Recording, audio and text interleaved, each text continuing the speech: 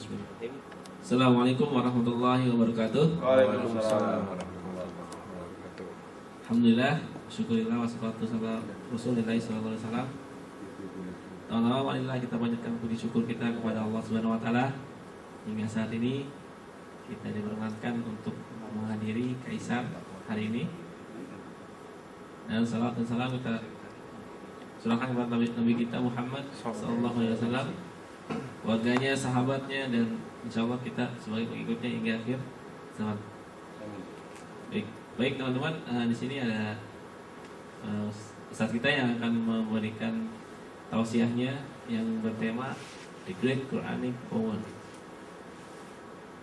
dengan Ustadz Abdul Syukur MA yang bertempat tinggal Jakarta 8 Maret 1973, yang beralamatkan Kampung Gusti, Gang Kantong, RT 6 RW 15 nomor 7, Pejagalan, Jakarta Utara.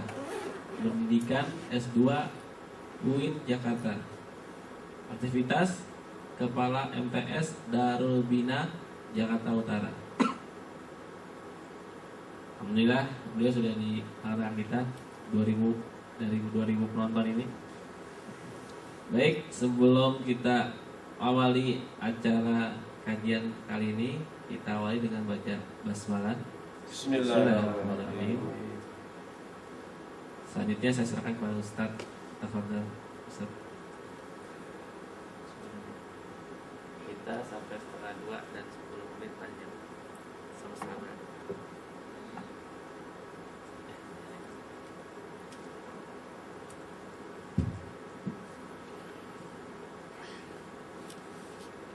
Assalamualaikum warahmatullahi wabarakatuh. Waalaikumsalam warahmatullahi wabarakatuh. Alhamdulillahi rabbil alamin, alladzi nazzala al-furqana ala 'abdihi liyakuna lil 'alamin nadhira. Asyhadu an la ilaha illallah wa asyhadu anna Muhammadan 'abduhu wa rasuluh. Allahumma fassalli wa sallim wa barik ala sayyidina Muhammadin wa ala alihi wa sahbihi wa barik wa sallim ajma'in, amma ba'd. Qala Allah ta'ala fi kitabihil karim, a'udzu billahi minasy syaithanir rajim.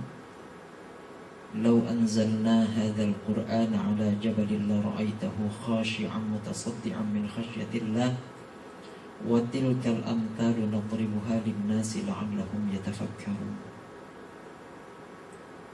Qala Rasulullah sallallahu alaihi wasallam, iqra'ul Qur'an fa innahu ya'ti yaumal qiyamati syafi'an li ashabihi.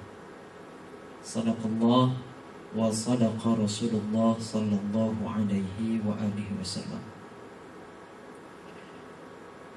Bapak-bapak sekalian yang saya hormati, pertama-tama marilah kita senantiasa memanjatkan puji serta syukur kehadirat Allah,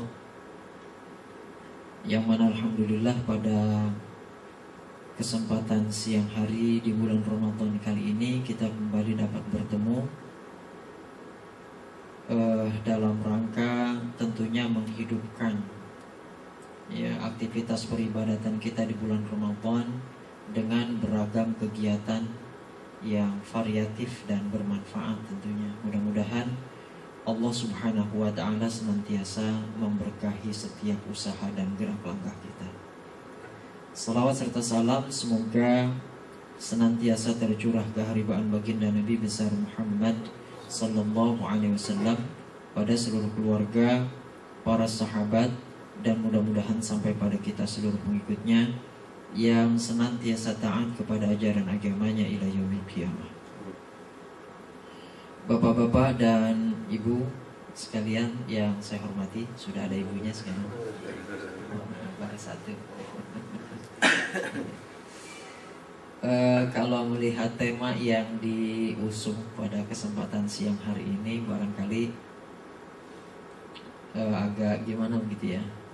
Sebetulnya biar eye catching aja sih. Jadi tema ini bukan ana yang Nah, ini memang diusulkan dari segi Indosatnya seperti itu. Jadi the great Quranic power. Bahasa kitanya ya tentu kekuatan Al-Quran yang luar biasa.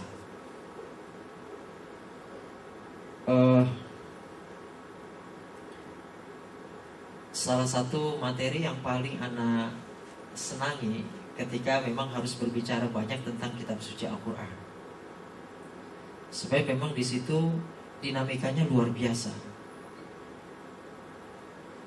Penyimpangan umat terhadap Al-Quran juga luar biasa. Jauhnya umat dari Al-Quran juga luar biasa. Sedikitnya orang yang berminat terhadap Al-Quran juga luar biasa gitu. Makanya sangat banyak angle yang bisa diambil ketika kita harus berbicara tentang kitab suci Al-Quran.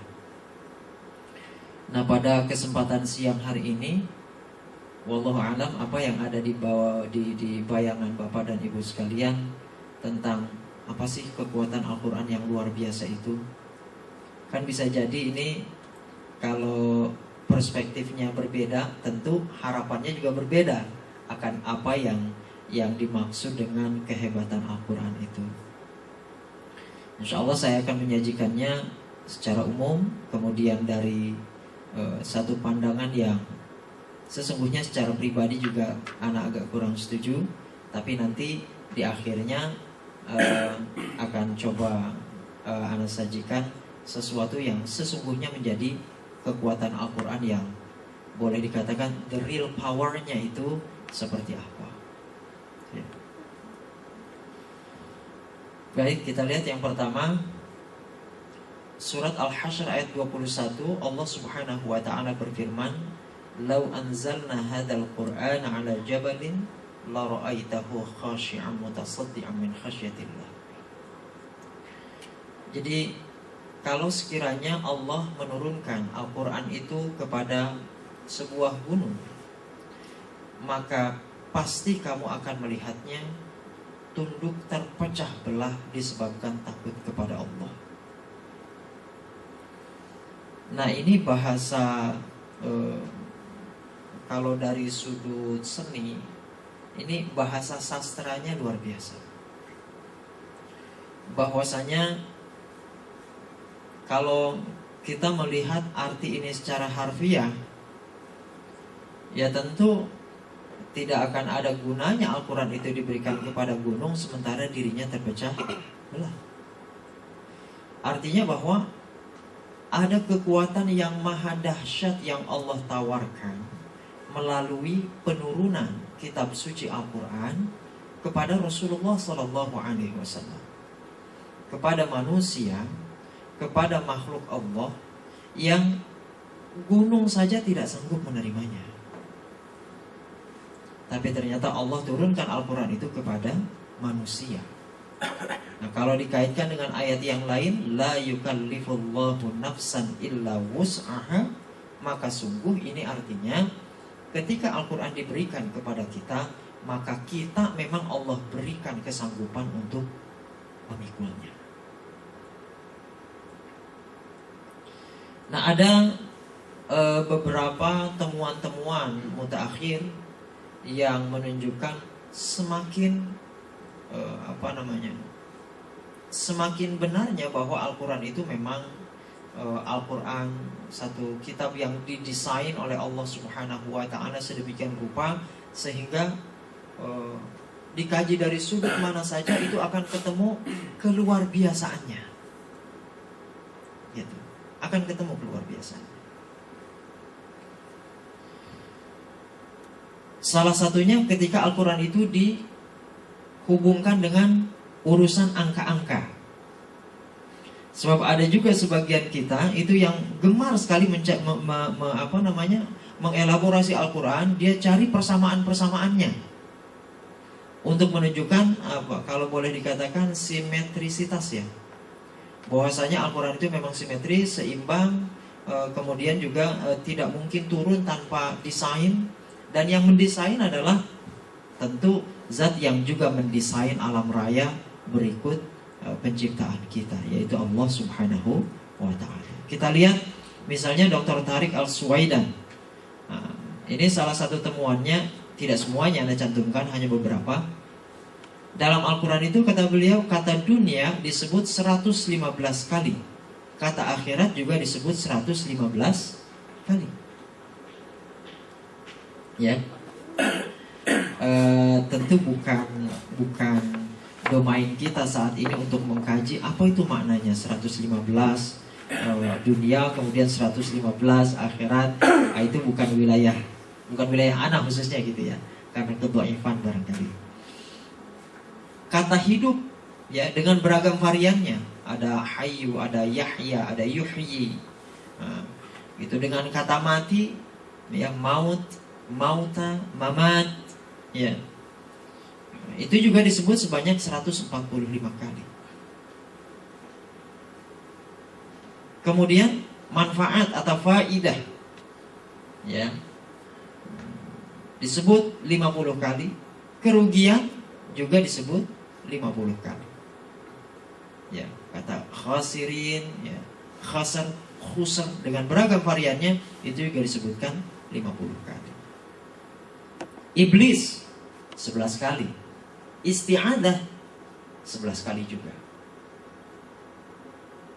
Muslimin ya, muslim, muslimun ya, itu 41 kali. Kata jihad, jahada, jahadu, jihadan ya, itu juga disebut 41 kali.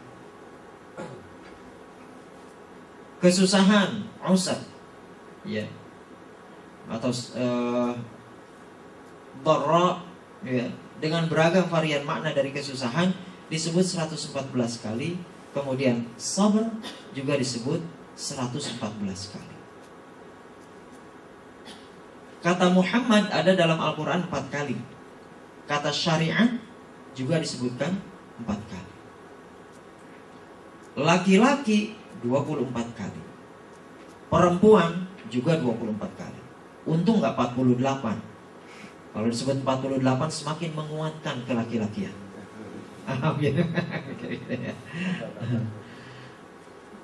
Hari, yaum, ayam ya, disebut 365 kali. Simetris dengan fakta tahun kabisat sebanyak 365 hari. Nah yang beda, lautan 32 kali, daratan hanya 13 kali. Kok ini gak sama? Oh ternyata ada penjumlahannya. Jadi kalau 32 ditambah 13 jadi 45. Sementara kalau dihitung persentase, memang secara ilmiah sudah dikaji bahwa dunia ini atau bumi ini 71% lebih lautan, daratannya hanya 28%, hampir 30. Dan ternyata begitu dihitung sama jumlahnya. Bahwa 32/45 kali 100 71, sekian persen. Sedangkan 13/45 kali 100 sama dengan 28, sekian persen. Ini buktinya bisa dilihat pada ayat kauniyah Allah Subhanahu wa ta'ala ya. Jadi ini saja sudah menunjukkan kepada kita tentang kalau kita cari kitab yang lain dengan anasir-anasir analisis seperti ini tidak akan ada. Tidak akan ada. Makanya wajar kalau sampai Allah Subhanahu wa ta'ala menantang ya, menantang siapa saja yang memang bisa mendatangkan satu surat dari Al-Quran, maka datangkanlah gitu. Apa yang dalam surat Al-Baqarah itu ya, yang ya ayyuhan nasu ubudu rabbakumul ladzi khalaqakum wal ladzina min qablikum la'allakum tattaqun alladzi ja'ala lakumul arda firasyan was samaa'a binaa'a wa anzala minas samaa'i maa'an fa akhraja bihi minat thamarati rizqan lakum wa la taj'alu lillahi andada wa antum ta'lamun wa in kuntum fi raibin mimma nazzalna 'ala 'abdina fa'tu bi suratin min mithlihi. Kalau memang ada yang meragukan Al-Quran yang Allah turunkan kepada Muhammad, fa'tu bi suratin min mithlihi, maka datangkan satu surat saja yang bisa semisal dengan Al-Quran. Uslubnya atau gaya susunan kalimatnya, gaya bahasanya, kemudian maknanya, kemudian faidahnya. Luar biasa. Satu surat saja. Ya. Bahkan kata Allah, wad'u syuhada'akum min dunillahi in kuntum shadiqin. Silahkan cari penolong-penolong, orang yang bisa membantu. Mau dari seniman kayak mau dari kalangan jin sekalipun, silahkan dipinta untuk mendatangkan satu surat, semisal satu surat dalam Al-Quran, maka itu tidak akan mampu dilakukan. Dan kita sekarang melihat seperti itulah Al-Quran.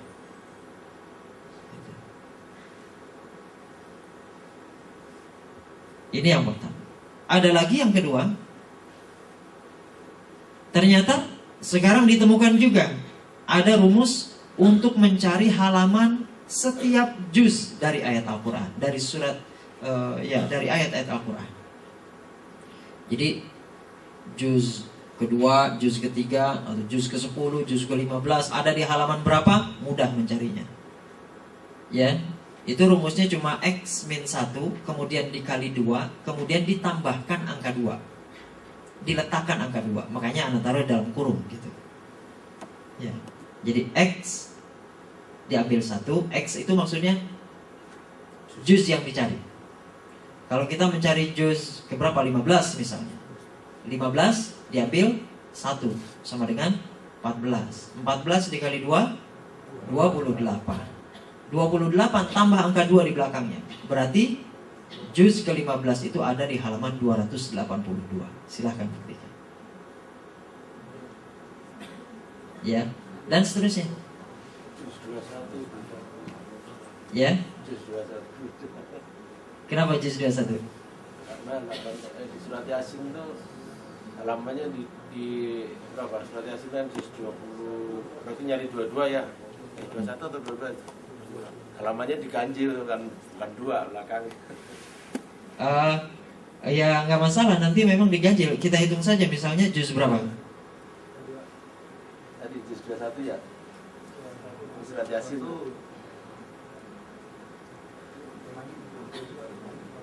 Ya, kalau ada memang di mushaf yang lain yang ana temukan itu ada selisih di juz 11. Ya, juz 11. Itu ada selisih satu halaman, 202 menjadi 203 kalau nggak salah. Tapi ternyata kalau dicetakan mushaf yang Haramain yang dari Saudi itu sama di 202.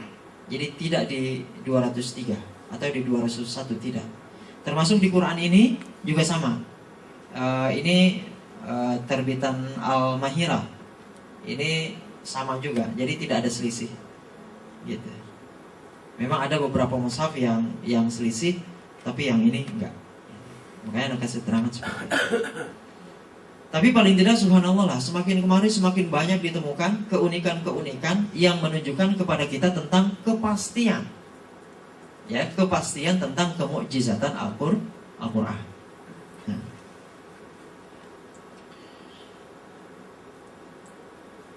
Kemudian ya, fadilah ayat atau surat. Nah, ini yang menarik, yang anak katakan tadi di awal. Ada beberapa yang anak secara pribadi tidak setuju, tapi memang khazanahnya seperti itu. Dan itu memang ada sebagian kita yang meyakini seperti itu. Dasarnya adalah firman Allah dalam surat Al-Isra. Ya. Ayat 82. Allah katakan, "Wa nunazzilu minal Qur'ani ma huwa shifaa'u wa rahmatul lil mu'minin wa la yazidu adh-dhalimina illa khasara." Titik tekannya ada pada ma huwa shifaa'un wa rahmatun lil mu'minin. Ya, keabsahan mereka yang mengkaji dari sisi itu karena memang keumuman lafadznya, bahwa Al-Quran itu bisa menjadi obat dan rahmat bagi orang-orang yang beriman. Obat itu yang memang obat, secara fisik memang obat. Gitu. Ya, kemudian rahmah, ya ini bisa jadi obat jiwa, mental, ya, dan seterusnya. Oleh karena kemudian ada sebagian kalangan kaum muslimin yang meyakini bahwa seluruh ayat dalam surat dan surat dalam Al-Quran dapat menjadi obat fisik dan mental sekaligus. Mana Misalnya kita lihat ini surah Al-Baqarah misalnya 1-5 itu kalau dibaca bisa penerang hati, penguat keyakinan. Ayat ke-25 itu doa yang bisa menyuburkan tanaman, gitu kan. Kemudian seterusnya ayat kursi, ya, itu segala kebaikan, menjauhkan penyakit gila, ya, korslet pikirannya. Kemudian menjauhkan mimpi buruk, doa buat musafir, ya, pengen kaya, tunai segala hajat, itu banyak, ya. Kemudian banyak lagi yang lain, ini satu Quran semuanya ada. Surah Ali Imran, ya, 1-4 mendapatkan kebahagiaan dan ditunaikan segala hajat. Ayat ke-8 biar mendapatkan husnul khatimah. Kemudian ayat ke-144 itu menghilangkan darah tinggi, ya. Kemudian apalagi sampai ke pelaris dagangan ini ada, ya, penawar sakit mata ada. Ini tinggal dicari aja ini ayat berapa gitu ya. Nah, kemudian ayat 122 Ali Imran itu kalau ketemu ular bisa tunduk tuh kalau dibacakan itu. Ya, kemudian luar biasa banyak sekali. Ini sampai dari Al-Fatihah sampai An-Nas semua khasiat-khasiatnya ada. Gitu. Dan memang faktanya ada sebagian kita yang memang meyakini itu. Cuma kalau ana secara pribadi, kenapa tidak demikian tertarik dengan hal-hal seperti itu? Karena ketika Al-Quran hanya diamalkan seperti itu, ia akan mengalihkan Al-Quran dari tujuan dan fungsi yang sebenarnya. Ini masalahnya. Ya kan kalau tadi ada yang buat pengasihan, nanti anak-anak muda yang belum nikah dibaca terus ayat itu, biar perempuan-perempuan demen sama dia. Jadi Al-Quran diperlakukan seperti itu. Gitu. Nah, itu masalahnya. Gitu. Padahal Al-Quran diturunkan bukan untuk itu. Nggak ada di zaman Rasulullah sahabat yang asik saja berzikir mengulang-ulang ayat Al-Quran biar si fulanah itu senang sama dia, biar istrinya bisa banyak, akur satu sama lain. Nggak ada. Mereka tidak sempat melakukan itu. Yang mereka lakukan adalah inti dari kekuatan Al-Quran yang sesungguhnya. Nanti di akhir akan kita sampaikan. Nah, sedangkan fadilah dalam perspektif hadis, ini terkait dengan betapa Al-Quran itu bukan hanya punya kekuatan di dunia, tapi kelak nanti di akhirat Al-Quran itu lebih dikjaya lagi, lebih hebat lagi kekuatannya. Ya. Terutama tentu bagi orang-orang yang gemar membaca dan mengamalkannya. Ya. Ini kalau di masyarakat kita mengamalkan itu, mereka nyebutnya ngamalin. Kalau ngamalin itu ya baca surat sekian, ayat sekian, membaca 313 kali habis salat isya setiap malam. Ada begitunya tuh. Padahal maksudnya bukan amalan itu, bukan.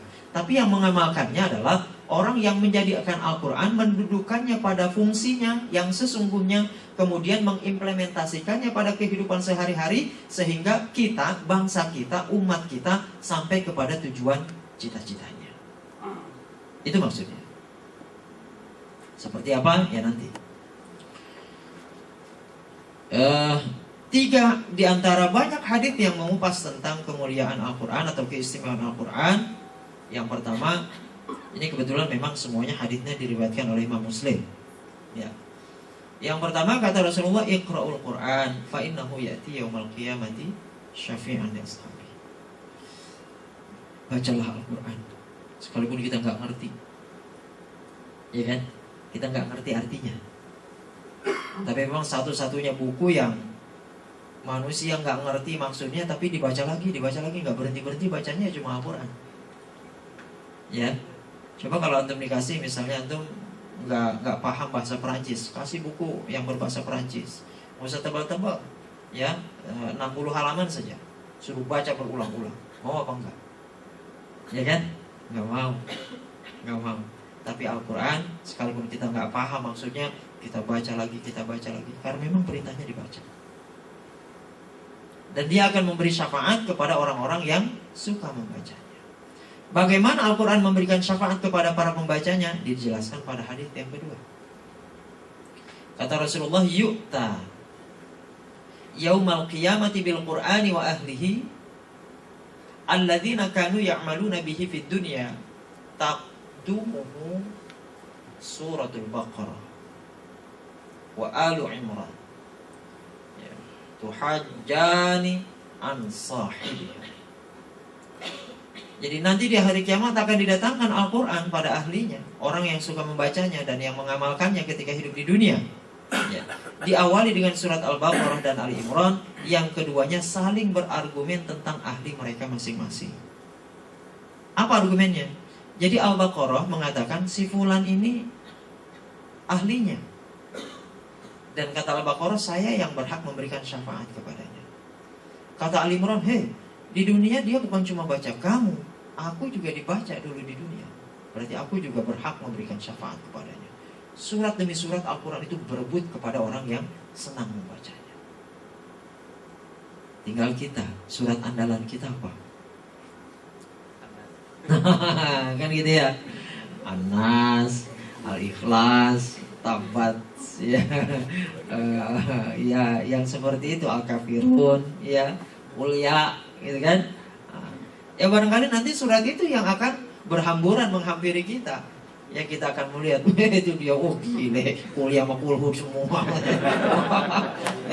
Karena memang senangnya baca itu gitu. Ya itu ahlinya. Tapi alhamdulillah masih ada yang nyamperin. Ketimbang 114 surat lewat semua, gak ada yang nyamperin satu-satu aja. Na'udzubillahi min. Nah yang ketiga ini, yang sesungguhnya urusan serius itu ya. Kata Rasulullah, innallaha yarfa'u bihadzal kitabi aqwaman wa yadh'u bihi akharin. Sesungguhnya Allah Subhanahu wa taala akan mengangkat dengan kitab ini satu kaum dan merendahkan dengan kitab ini kaum yang lain. Siapa yang mau diangkat? Tentu kaum muslimin. Siapa yang direndahkan? Ya tentu kaum-kaum yang lain selain kaum muslimin. Sebuah tayangan yang sangat inspiratif di bulan ini adalah di MNC TV itu ada Umar, ya, kisah Umar bin Khattab, tapi menceritakan keseluruhan sirah nabawiyah, hampir keseluruhan. Itu sangat inspiratif, kita melihat secara visual bagaimana sirah itu digambarkan dari mulai Islam itu nol, dihina, dicaci, tidak dihargai, sampai kemudian orang-orang Arab harus merasa ketakutan, pusing menghadapi perkembangan kaum muslimin dan seterusnya.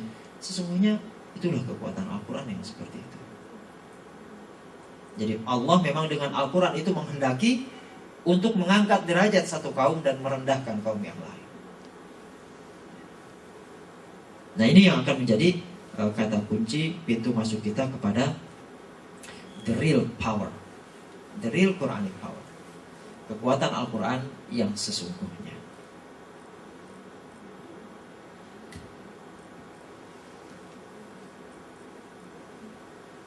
Kita mulai pintu masuknya itu dari dua surat yang berurutan. Yang pertama surat Al-Muzammil dan yang kedua adalah surat Al-Mudaththir. Dalam surat Al-Muzammil Allah Subhanahu wa taala berfirman, "Ya ayyuhal muzammil, qumil laila illa qalila, nisfahu aw inqus minhu qalila, aw zid 'alaihi warattilil qur'ana tartila, inna sanulqi 'alaika qawlan thaqila." Tentu yang menjadi titik tekan adalah ayat yang kelima, inna sanulqi 'alaika qawlan thaqila. Tapi yang atas-atas juga penting untuk diketahui bahwa ternyata qiyamul lail itu ya bisa dilakukan jam 10 malam, jam 12 dan jam 2. Jam 3 Ustaz kesiangan.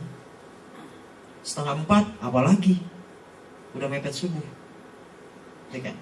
Kita biasanya bangunnya kan jam 3, setengah 4 kita baru bangun. Kayaknya udah paling soleh banget baru setengah 4.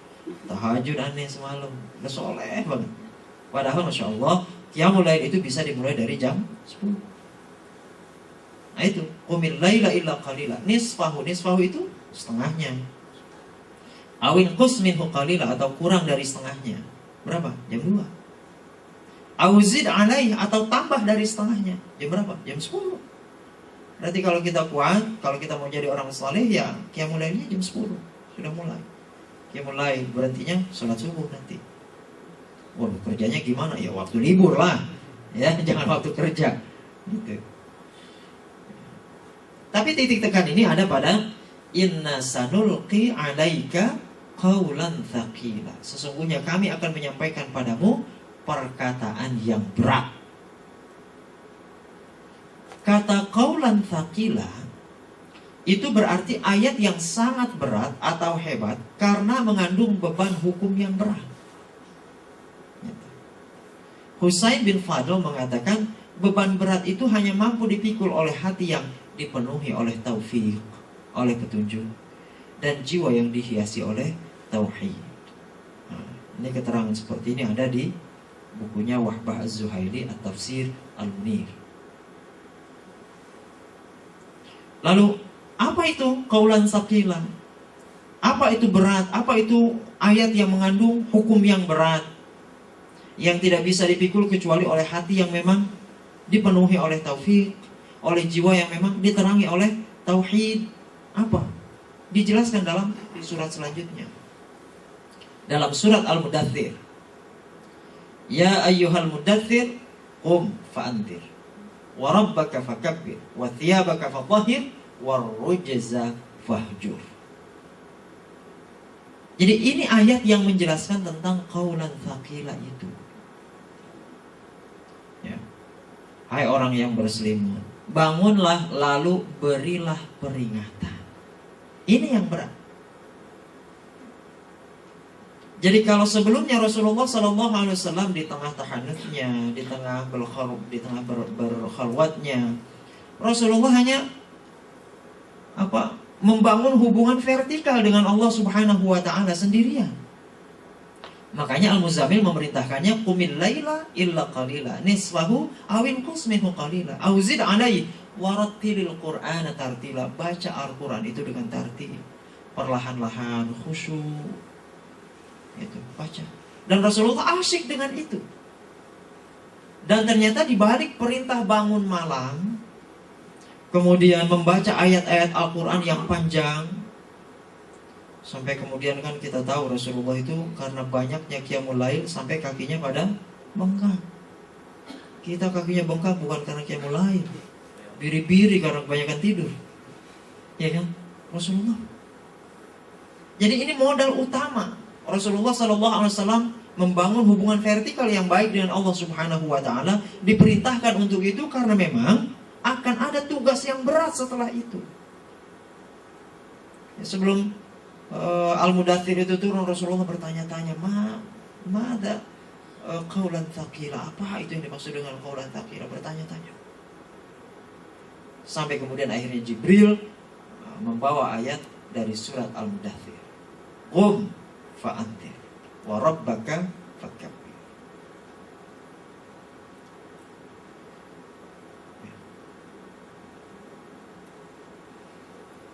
Nah, jadi sesungguhnya kekuatan terbesar dalam Al-Quran itu adalah bahwa ini, ia menawarkan resep yang lengkap tentang bagaimana menjadi bangsa yang besar, gagah, ditakuti lawan, disegani kawan, sebagai penghulu peradaban dunia. Ini yang berat.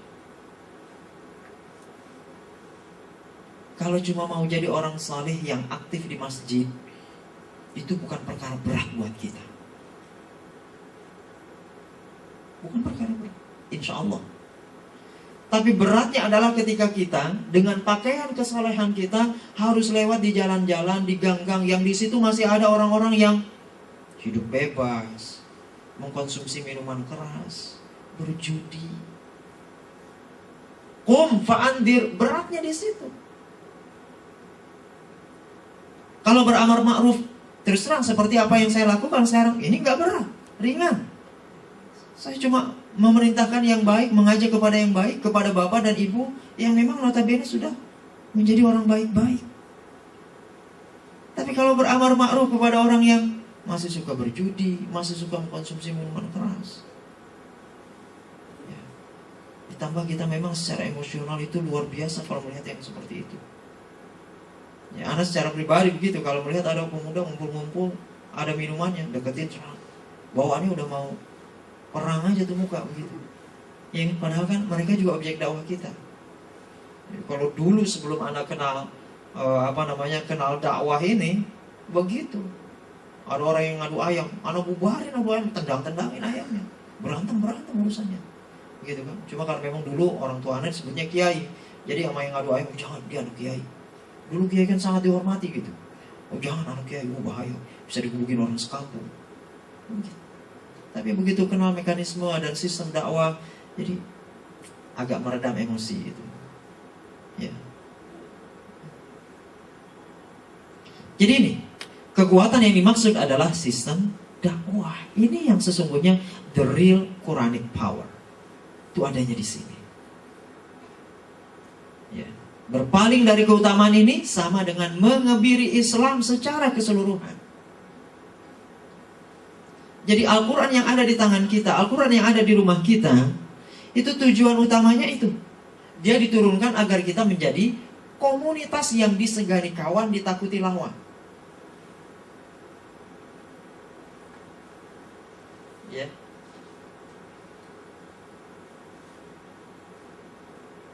Lihat bagaimana Rasulullah SAW dari seorang yang bukan siapa-siapa menjadi seseorang yang sangat siapa-siapa dengan Al-Quran. Seorang Abu Jahal, cuma dia mati duluan kan. Abu Sufyan yang kesombongannya sejak awal itu luar biasa, sampai membuat dia harus berpikir, sampai membuat dia harus takut, sampai membuat dia harus bersyahadat, mengakui keesaan Allah dan kerasulan Muhammad. Itu Al-Quran. Nah, sedemikian lengkapnya Al-Quran, tapi kenapa pada faktanya, secara faktual sekarang umat Islam trennya di timur, termasuk di Indonesia, terus menurun. Turun terus. Ini kenapa? Monoton. Gitu-gitu aja, lempeng begitu aja. Tidak bergairah. Penyakitnya satu. Tidak menggunakan Al-Quran, tidak menghafalkan Al-Quran. Perumpamannya persis seperti begini. Ini ada pengantin baru, akan menempati rumah yang baru. Rumahnya udah jadi. Nah ini suami, dia kebetulan berasal dari keluarga yang ibunya senang memasak. Dia pikir si istrinya pun senang memasak, ya kan? Karena belum berapa mengenal, ya, tapi sudah walimah. Setelah walimah baru pacaran, kan gitu. Di dapurnya itu disediakan sama si suami itu. Bumbu dapur dari A sampai Z ada semua. Garam, cabai, bawang, tomat, apalagi lengkuas, lengkuas Laos, ya kan? Jahe, lada, semua. Rempah-rempah sampai ke yang bumbu jadi, roiko dan lain sebagainya itu ada. Begitu teng gunting pita masuk ke rumah, nah, jam makan siang tiba. Begitu dia buka itu tutup saji yang ada di meja makan, yang ada nasi putih dan telur rebus. Kata si suami, oh alhamdulillah, barangkali istri saya nggak sempat makan. Makan aja dia. Ya, kembali lagi beraktivitas, tiba jam makan malam. Begitu buka di tempat makan, nasi putih telur rebus. Hari kedua begitu juga, nasi putih telur rebus. Hari ketiga, nasi putih telur rebus. Kira-kira apa yang dilakukan oleh suami? Iya kan? Neng, lu kira-kira kan gitu ya kalau lu tahu ya. Bumbu kurang apa di dapur? Semua ada, peralatan lengkap, dapurnya enak. Apa ini? Gua makan jadi kayak ya kan? Telur rebus lagi. Kenapa? Karena dapur dengan fasilitas bumbu yang sedemikian biasa, luar biasa lengkap, itu tidak dipakai oleh istrinya. Sehingga yang tersaji adalah telur rebus lagi, telur rebus lagi. Nah, umat Islam kalau mereka tidak open terhadap Al-Quran, begitu nasibnya. Kan terus turun.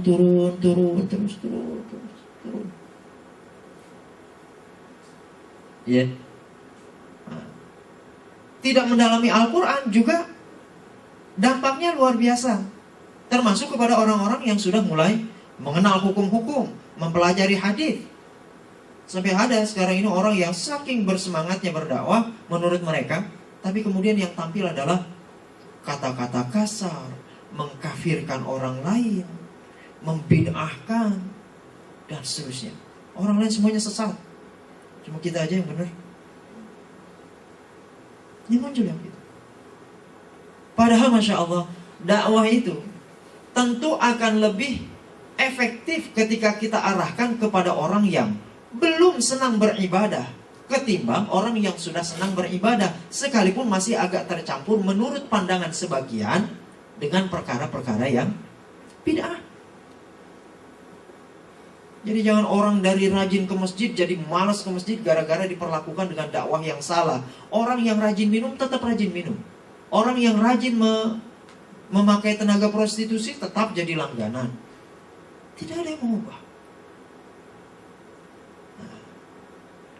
Jadi ini the real Quranic power sesungguhnya ada pada sistematika dakwah yang ditawarkan. Ada beberapa hal, ada beberapa prinsip-prinsip dasar dakwah yang ditawarkan secara langsung oleh Al-Quran. Kita lihat misalnya ada 3 hal. Ya, taksisul jamaah, kemudian ada egalitarianisme dakwah, kemudian yang ketiga kaderisasi. Kalau ini nggak kita oprek-oprek, nggak kita sentuh, nggak kita pakai, maka yaitu tadi Al-Quran itu persis seperti bumbu dapur yang hanya terletak di dapur, tidak dipakai. Kita lihat ketika mendirikan satu komunitas jamaah, itu tergambarkan dalam surat Al-Fath ayat 29.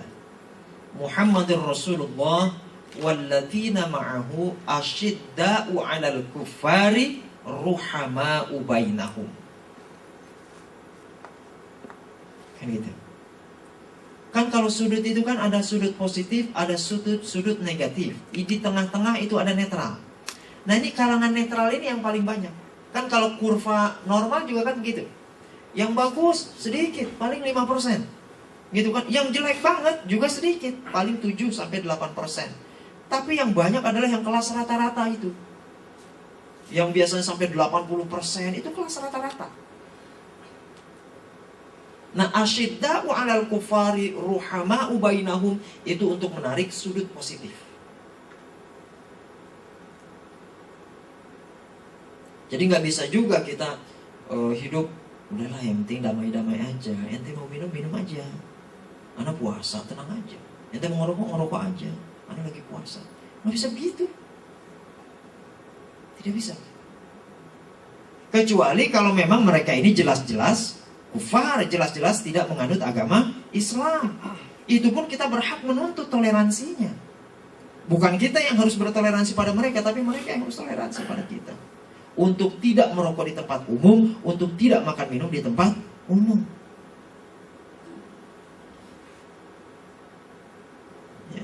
Kalau kita lihat ke daerah Pluit, ke daerah Pantai Indah Kapuk, ke daerah Emporium sana, Masya Allah, tuh orang-orang Chinese itu tidak peduli. Kata tim sukses yang satu tuh, belum jadi aja udah kagak hormat sama ente. Gimana nanti udah jadi wakil gubernur? Kalau gitu kan.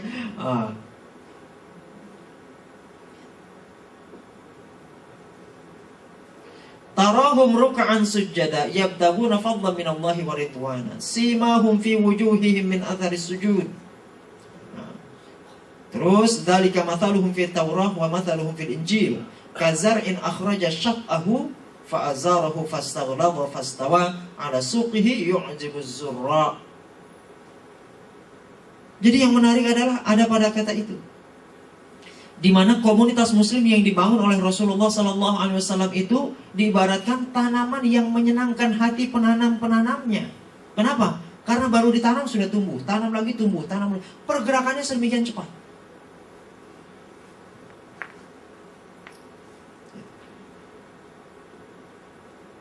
Ini yang pertama. Yang kedua, tapi ketika membangun satu komunitas jamaah itu, ternyata Allah Subhanahu wa taala menghendaki ada persamaan hak, ya. Ada persamaan hak dan derajat. Baik itu Arab, baik itu Ajam. Ajam itu maksudnya non-Arab. Ya, baik itu keturunan Rasulullah ataupun bukan, ada prinsip egalitarianisme. Dengan apa? Dengan cara Allah Subhanahu wa taala menakdirkan bahwa Muhammad itu tidak menjadi bapak bagi anak laki-laki siapapun. Ini makanya ayatnya, makana Muhammadun aba ahadin mir rijalikum walakin Rasulullah wa khataman nabiyyin wa kana Allahu bikulli syai'in alima. Apa pesan egalitarianismenya yang bisa ditangkap di situ? Kita lihat. Rasulullah itu cuma punya 3 orang anak laki-laki. Yang pertama Qasim dari Khadijah, adiknya Abdullah dari Khadijah, yang ketiga Ibrahim dari Maria Kiptiyah. Semuanya wafat waktu kecil. Ibrahim itu hanya 18 bulan umurnya. Qasim itu hanya sampai dia bisa berjalan. Dia bisa berjalan itu umur berapa? 10 tahun. Ya 2 tahun sudah bisa berjalan itu. Bahkan kalau anak-anak yang pertama itu 10 bulan itu sudah berjalan. Taruhlah 1 tahun, ya, normalnya 1 tahun. Berarti itulah umur Qasim. Hanya sampai bisa berjalan. Diwafatkan oleh Rasulullah, oleh Allah Subhanahu wa ta'ala.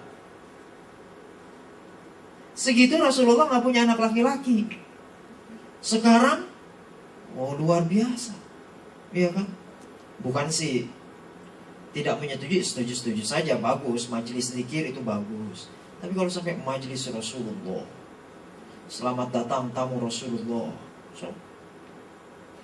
ada semangat wijahiyah atau kultus individu. Yang ini juga di masa Rasul sesungguhnya dikikis habis. Tidak ada wijahiyah. Tidak ada kultus individu dalam dakwah Rasulullah SAW. Pemuliaan, ya. Tahrim atau penghormatan, ya. Tapi kultus, tidak ada. Makanya segitu cuma dari keturunan Ali bin Abi Thalib, dari keturunan Ahlul Bait yang memang diberkahi oleh Rasulullah SAW. Tapi kalau Ahlul Baitnya saja diberkahi, bagaimana anaknya langsung? Iya kan? Kalau Abdullah sampai besar punya anak, Ibrahim sampai besar punya anak, Qasim sampai besar punya anak, luar biasa. Apa nggak dicium kakinya tuh sama orang Indonesia? Iya kan? Ini masalahnya. Ya. Nah, jadi ini prinsip egalitarianisme dalam dakwah yang dibangun oleh Rasulullah SAW. Unsur yang ketiga yang yang tentu tidak kalah penting, paling penting bahkan, ini adalah aspek kaderisasi. Bagaimana kita mengkader orang-orang yang memang keimanannya bagus, ya, akidahnya salimah, ibadahnya sahihah, akhlaknya baik, sama waktu disiplin, gitu kan, urusannya tertata dengan baik, mampu mencari penghidupan, badannya bugar. Ini perlu ada satu sistem yang memang ditekuni secara sistematis, secara simultan.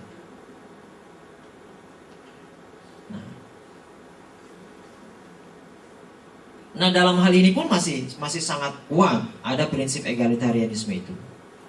Allah katakan, maka nabi basyarin ayyutiyahumallahul kitab wal hukma wan nubuwata thumma yaqula lin-nasi kunu ibadan li min dunillah walakin kunu rabbaniyyin bima kuntum tu'allimunal kitab wa bima kuntum tadrusun.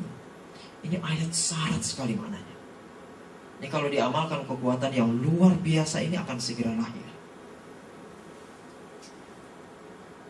Jadi Rasulullah SAW saja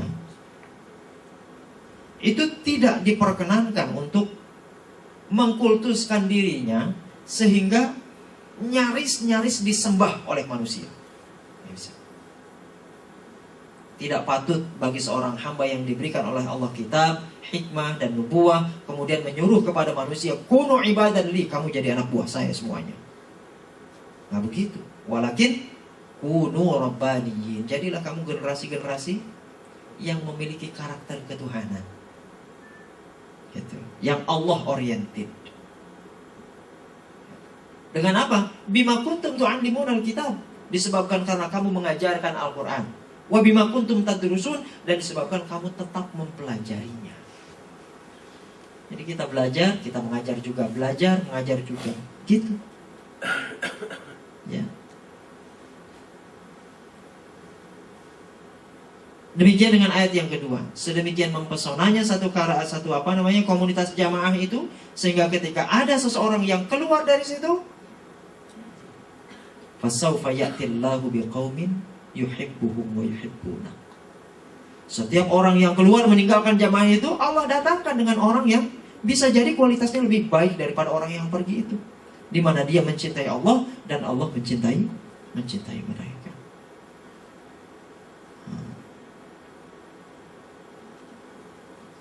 Jadi ini yang dimaksud dengan the real Quranic power. Satu prinsip dakwah, satu mekanisme dakwah yang memiliki prinsip Allahu ghayatuna, Allah satu-satunya tujuan. Rasul qudwatuna, Rasul suri teladan kita. Quran dusturuna, undang-undang kita. Jihad jalan kita, dan mati di jalan Allah menjadi cita-cita kita. Tahapannya, nah ini, dari mulai memperbaiki diri ini, kalau dikupas satu-satu lagi perlu 1 jam lagi. Islahul fard, memperbaiki diri. Setelah memperbaiki diri, binaul usrah al-muslimah, membangun keluarga yang Islam. Baru kemudian irsyadul mujtama, menunjuki masyarakat. Islahul hukumah, memperbaiki pemerintahan. Binaul daulah, mendirikan negara. Dan yang terakhir, ustadziyatul alam, menjadi soko guru bagi seluruh alam. Pengendali peradaban adalah kita. Ini sesungguhnya the real Quranic power. Jadi seperti ini barangkali paparan yang bisa saya sampaikan. Mudah-mudahan ada manfaatnya. Aku qouli hadza astaghfirullah li wa lakum. Assalamualaikum warahmatullahi wabarakatuh. Waalaikumsalam warahmatullahi wabarakatuh. Baik, terima kasih Ustaz atas paparannya. Masih ada waktu 10 menit untuk bertanya jawab dari Imam maupun Ahmadnya. Ada 2 merchandise ya.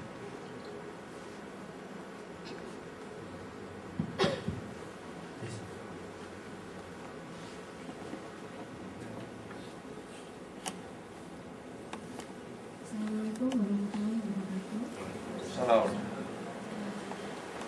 Saya ingin tanya Ustaz, bagaimana cara kita membuat anak kita mencintai Al-Quran itu dengan sukarela ya? Kenapa? Jadi, Ampun, suaranya agak keras.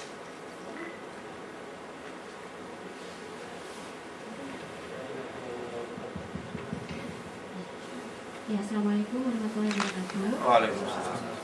Ya Ustaz, ini saya ingin tanya itu cara membuat anak kita mencintai Al-Quran dengan sukarela gitu Ustaz. Jadi biasanya kalau waktunya, kita kan ada waktu-waktu yang sehari itu ada satu waktu memang harus kita membaca Al-Quran gitu ya Ustaz ya. Biasanya kalau anak saya itu akan melakukan apa yang ibunya sukai. Misalnya saya diajak untuk ngaji, dia akan tanya dulu Ustaz, ibu suka kalau aku ngaji? Iya suka, dia baru mengaji. Tapi kan saya maunya dia dengan ikhlas, dengan nggak terpaksa gitu loh Ustaz.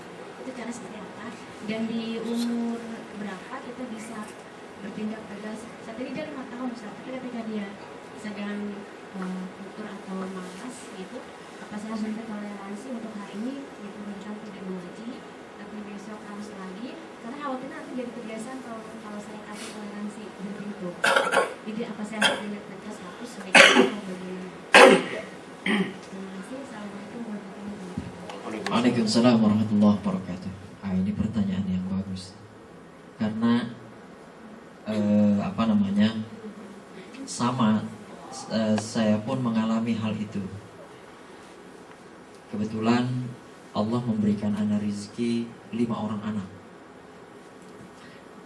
Yang paling besar baru kelas 5 MI atau SD ya. Yang paling kecil baru umur 5 bulan. Nah, yang menarik adalah bahwa dari satu anak ke anak yang lain memang trial and error. Jadi coba begini, coba begini, coba begini. Ternyata yang paling bagus memang di anak yang keempat. Anak yang keempat ini namanya Kisti Reva. Dia sekarang umurnya 5 tahun. Tapi ini sudah tahun kedua dia berpuasa Ramadan secara penuh. Jadi dia mulai berpuasa itu tahun kemarin.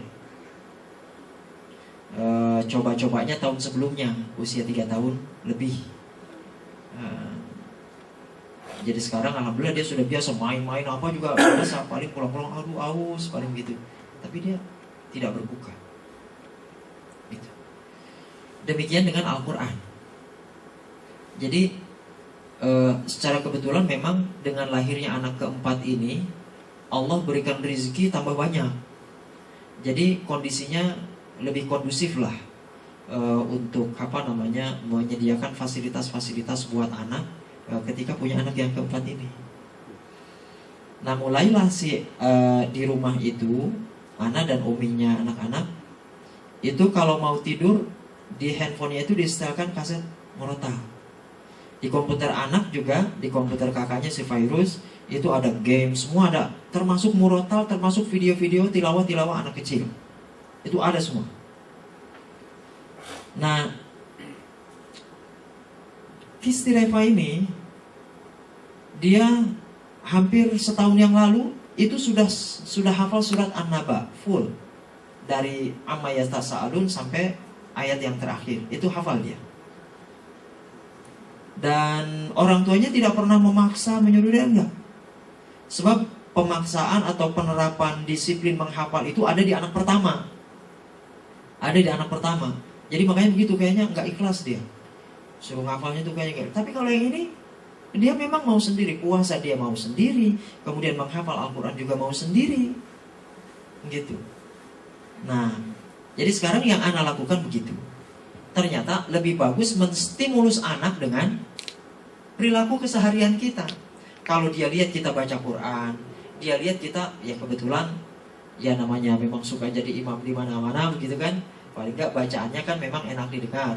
Nah itu anak seneng gitu. Kalau melihat melihat dan mendengar abinya itu membaca murotal ayat-ayat Al-Quran, senang dia. Nah kemudian dia tahu bapaknya suka dengar tilawahnya As-Sudais. Nah sekarang dia pun sangat ngefans dengan As-Sudais. Jadi kalau Al-Ghamidi dia bilang gak enak. Apalagi kalau Musyari Rasyid, apaan sih itu, gak enak. Enakan yang di handphone Umi. Maksudnya As-Sudais. Dan dia distimulus dengan tilawah As-Sudais. Termasuk Amma Yatasaalunnya itu lagamnya ngikut As-Sudais. Dia seorang perempuan gitu. Anak-anak itu yang keempat itu perempuan. Jadi gitu. Nah ketika anak ini malas, anak tidak lagi se-militer ketika mendidik anak yang pertama, biarkan aja dia malas. Jadi patokannya ketegasan itu anak lakukan, anak berikan kepada anak itu di usia mendekati 7 tahun. Kalau 4 tahun, 5 tahun dia malas, dia ngambek, biar. Jangan dikeras, jangan dikeras-keras. Sebab kalau dikeras-keras sampai gedenya tuh anak gak ikhlas kayaknya. Anak merasa berdosa juga kepada anak yang pertama. Kalau dia begitu kemudian uminya marah-marah, kadang-kadang suka anak ingatkan juga, Umi jangan begitu. Yang buat dia begitu juga kamu tuh. gitu kan. Artinya memang ketegasan yang diberikan sejak anak itu masih sangat-sangat muda. Nah gitu. Jadi cerita anak itu mudah-mudahan bisa menjawab pertanyaan ibu ya.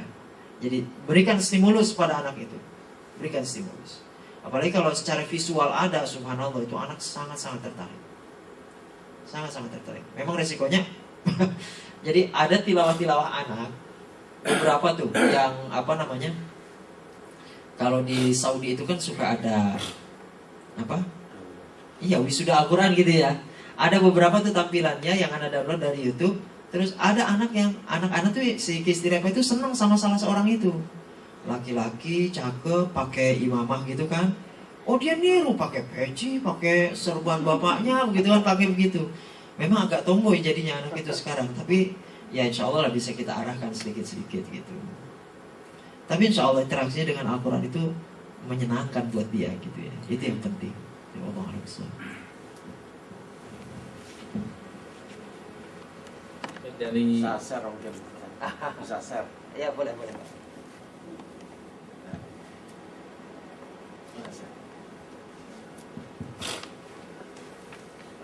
Terima kasih. Assalamualaikum warahmatullahi wabarakatuh. Saya share saja. Beberapa waktu saya membaca satu majalah Islam, agak lupa antara Tarbawi atau Hidayatullah ya. Ada satu keluarga penghafal Al-Quran. Nah kemudian kalau di pertanyaannya sehubungan dengan pertanyaan tadi, dan saya pun mempraktekkan juga masih susah juga, tapi setidaknya bisa diketahui. Ada satu penghafal Al-Quran dan kemudian itu anak yang terakhir yang belum hafal gitu, tapi sudah hafal 25 juz. Jadi belum ini tapi sudah hafal 25 juz. Nah ketika juz yang ke-26 itu oleh gurunya diulang-ulang, nggak melangkah gitu, hanya berhenti di situ. Akhirnya gurunya itu mengundang bapaknya, orang tuanya datang ke pesantren itu. Nah ternyata begitu ditanya, Pak ada apakah gerangan dengan anak bapak ini, udah juz 25 mau juz ke-26 nggak bisa jalan-jalan, nggak bisa berapa, lewat terus gitu. Macet.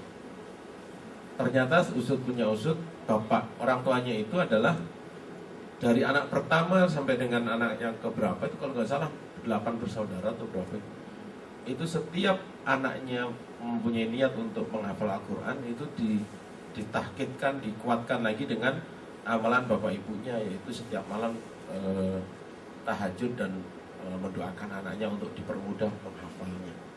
Nah pas yang anak terakhir itu kedua orang tuanya agak teledor gitu, sibuk atau apa, jadi sholat tahajudnya juga lepas gitu ya, kurang, bukan sampai lepas, itu berkurang lah gitu. Nah setelah dilakukan kembali, jadi di tajdidul semangatnya, spiritnya gitu, memperbarui semangatnya, dan kemudian orang tuanya juga memulai lagi, alhamdulillah itu lancar lagi gitu. Jadi 26 dan selanjutnya sampai. Artinya tadi setelah dicontohkan oleh Ustadz tadi bahwa dikasih stimulus dengan memberi contoh gitu, yang tidak kalah pentingnya adalah doa ya, doa dari orang tua gitu. Tadi saya menangkap seperti itu gitu. Artinya ada perlu pendorongnya adalah sekali lagi adalah kekuatan doa itu untuk bisa kepada anak kita muncul secara sesuatu hal yang tulus. Insyaallah mungkin share-nya itu, dan kemudian kalau pengalaman pribadi, alhamdulillah kemarin itu sama juga persis kejadiannya. Anak saya 3 Ustadz, alhamdulillah, yang pertama sudah SMP kelas 3, yang kedua baru masuk SMP kelas 1, yang paling terakhir tuh baru 4 tahun, jadi masih jauh, agak jauh ya, 3.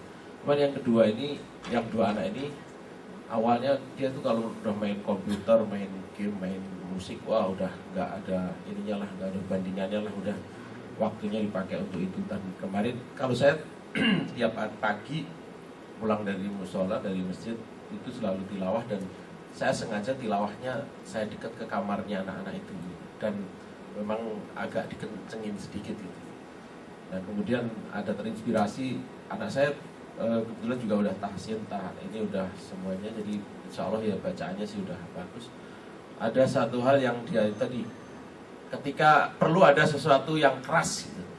Nah ketika pas hari puasa pertama itu semuanya pada di rumah kan, kebetulan hari Sabtu gitu. Sementara Anda mempunyai target satu hari bisa tilawah 2 juz gitu. Anak-anak dua-duanya main komputer gitu. Nah, ada satu kata-kata kalau kita sebut di dalam ilmu customer service itu ada magic word gitu ya. Ada shock terapi gitu ya. Itu saya sampaikan 11 bulan belum cukup untuk main komputer dan main itu. Gak punya rencana untuk mengkhatamkan Al-Quran di satu bulan Ramadan.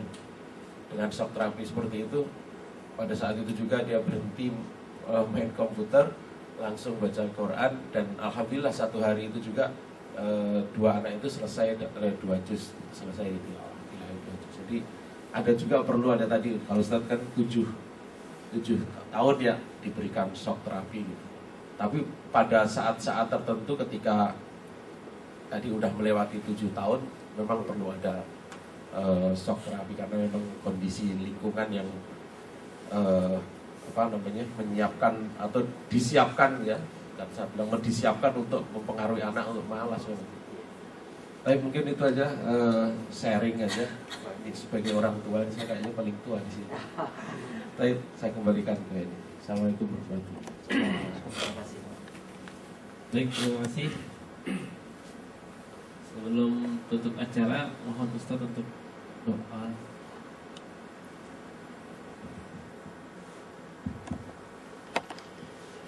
Al-Fatihah. Bismillahirrahmanirrahim. Alhamdulillahirabbil alamin arrahmanirrahim maliki yaumiddin. Iyyaka na'budu wa iyyaka nasta'in. Ihdinas siratal mustaqim. Siratal ladzina an'amta 'alaihim ghairil maghdubi 'alaihim. Ya dzal jalali wal ikram, Allahumma shalli 'ala sayyidina Muhammadin fil awwalin wal akhirin wa barik wa sallim. Wa radiyallahu ta'ala an kulli sahabati Rasulillah ajma'in. Amin ya rabbal alamin. Alhamdulillahi rabbil alamin. Hamdan yuwafi ni'amahu wa yukafi mazidah.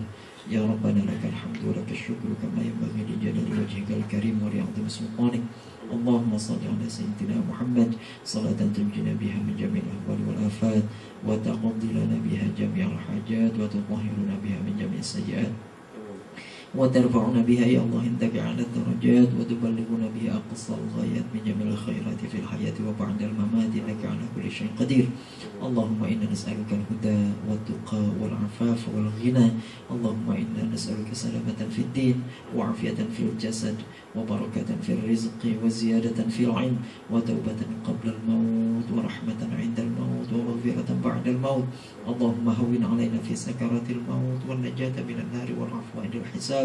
Allahumma aslih lana dinana alladhi huwa 'ismatu amrina wa aslih lana dunyana allati fiha ma'ashuna wa aslih lana akhiratana allati ilaiha ma'aduna waj'alil hayata ziyadatan lana fi kulli khair waj'alil mauta rahatan lana min kulli syarr bi rahmatika ya arhamar rahimin. Rabbana taqabbal minna innaka antas samiul alim wa tub 'alaina innaka antat tawwabur rahim. Rabbana ya Allah atina fid dunya hasanatan wa fil akhirati hasanatan wa qina adzaban nar walhamdulillahi rabbil alamin. Sebelum saya tutup, ada pengumuman bahwa tanggal 10 nanti bulan Agustus akan diadakan buka bersama di gedung C. Dan di dalamnya ada acara tausiah dan pembagian hadiah lomba.